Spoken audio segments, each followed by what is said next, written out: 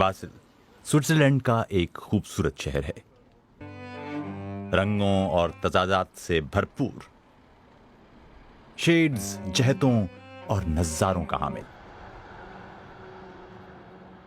हम इस सब को अपनी आंखों के जरिए देखते और सराहते हैं, लेकिन इन लोगों के लिए एक खिड़की बंद हो जाती है जो अपनी बीनाई खो देते हैं।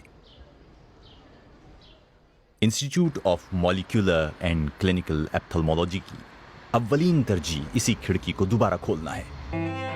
यहां तिब्बी साइंसदान बोर्टन रोस्का नाबीना लोगों को उनकी बीनाई लौटाने के तरीकों पर काम कर रहे हैं।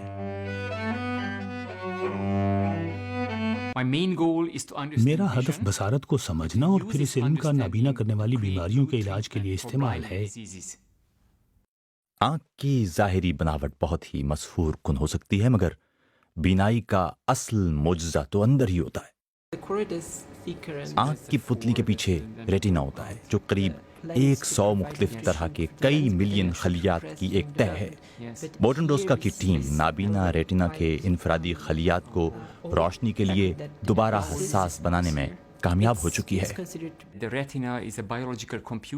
रेटिना एक हयातियाती कंप्यूटर है जो 100 मुख्तलिफ तरह के हिस्सों से बना है, और कंप्यूटर को रिपेयर करना बहुत मुश्किल है।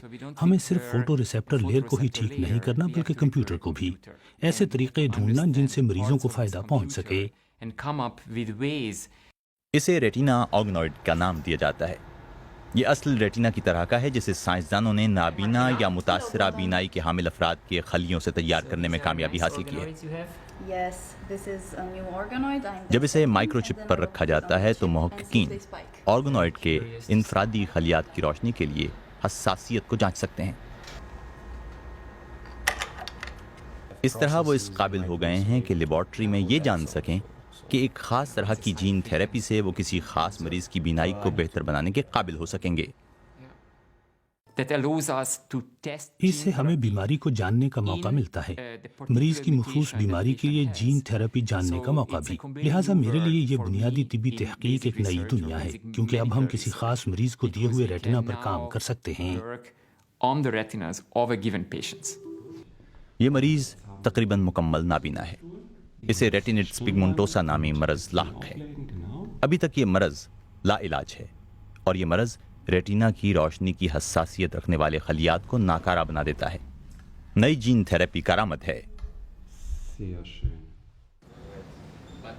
बासिल के इस इंस्टीट्यूट ने इस मकसद के लिए इंटरडिसिप्लिनरी अप्रोच इख्तियार की है।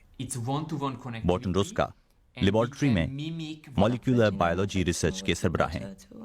उनके साथ ही हेनरिक शोल क्लिनिक में डॉक्टर्स की टीम के सरबराह हैं, जो मरीजों से राबिते में रहते हैं। ये सब मिलकर एक टीम के तौर पर काम करते हैं। माजी में ये दोनों शोबे बिल्कुल अलग अलग थे। मेडिकल डॉक्टर अपना काम करते थे और मर्ज के बारे में तफसीलात बताते थे।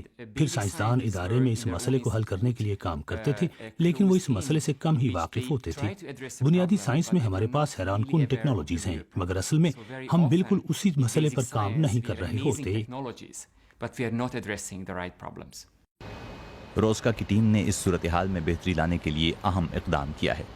उन्होंने बैक्टीरिया के जीन्स से बनाए गए रोशनी के लिए हसास प्रोटीन चैनल्स पर नाबीना रेटिना के खलियात इस्तेमाल किए हैं। अब ये खलियात एक बार फिर रोशनी के लिए हसासियत दिखा रहे हैं। इन मुहक्किकीन के टूल्स को वेक्टर्स का नाम दिया गया है, जो असल में बहुत छोटे ज़राए रसायल हैं और जो जीनियाती मालूमात को मतलूबा खलियात तक मुंतकिल करते हैं, पहले ऑर्गेनॉइड्स पर और फिर हतमी तौर पर बराह रास्त मरीज के रेटिना के अंदर। हम उस जीन को लेकर उसे जीन थेरेपी वेक्टर में शामिल करते हैं, जो एक प्रोटीन शेल में बंद होता है, और फिर उसे आंख में इंजेक्ट कर देते हैं। ये एक सादा सा इंजेक्शन होता है, बिल्कुल ऐसे ही जैसे किसी भी दूसरी दवाई का आम सा इंजेक्शन। ऑर्गेनॉइड्स पर तजर्बात ऐसे ही हैं जैसे पेट्री डिश पर बुनियादी नौइयत के साइंसी तजर्बात, मगर ये जीन थेरेपी को इस्तेमाल करते हुए बीनाई की बहाली में संगे मील की हैसियत रखते हैं। लेबॉर्ट्री में इस ज़बरदस्त कामयाबी को अब क्लिनिकल ट्रीटमेंट का इम्तिहान भी पास करना चाहिए। रेटिना पिगमेंटोसा के मरज़ के शिकार 5 अफराद की जीन थेरेपी पहले ही शुरू हो चुकी है। नताइज का अभी तक इंतज़ार है, मगर मुहक्किकीन पुरुम्मीद हैं کہ ایک دن بہت سے معاملات میں بینائی کو واپس لوٹایا جا سکے گا۔ We know how to restore vision. ہم جانتے ہیں کہ بینائی کو بحال کیسے کرنا ہے، ٹیکنالوجیز موجود ہیں، کمی صرف تفصیلات کی ہے۔ ہمیں ماہرین اور معاشرے کی طرف سے سرمایہ کاری کی بھی ضرورت ہے۔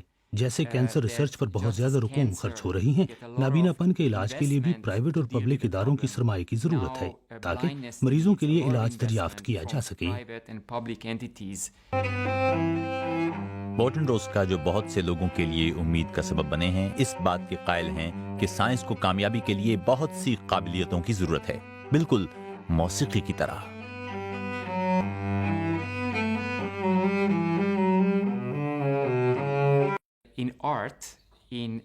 آرٹ میں یا موسیقی میں ہمارے پاس ایک کمپوزر ہوتا ہے جو کسی موسیقی کی تفصیلات پر کام کرتا ہے اور پھر آرٹسٹ اسے شائقین تک پہنچاتا ہے۔ بائیو میڈیسن کی صورت میں بھی سائنسدان نئے علاج دریافت کرتے ہیں اور کلینکس میں کام کرنے والے ڈاکٹر وہ ہوتے ہیں جو انہیں لوگوں تک یعنی مریضوں تک پہنچاتے ہیں۔